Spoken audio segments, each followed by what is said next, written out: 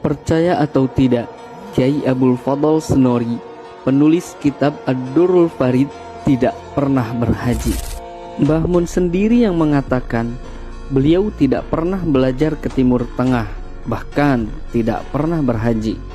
Tapi lihat karya-karyanya, bahasa Arabnya rapi, argumentatif, dan tidak kalah dengan ulama-ulama Timur Tengah. Di dalam kitab Ad-Durrul Farid saja, beliau merujuk kitab-kitab yang bahkan banyak kiai tidak memilikinya.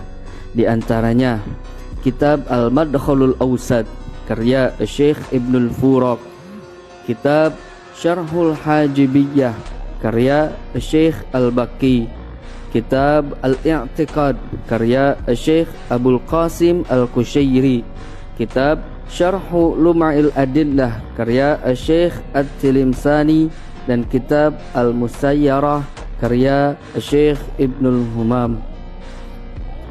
Maka wajar kalau orang yang membaca karyanya tidak sadar bahwa penulisnya adalah ulama kampung dari Senori, Tuban, tanpa haji, tanpa Timur Tengah, tapi ilmunya melampaui batas geografis.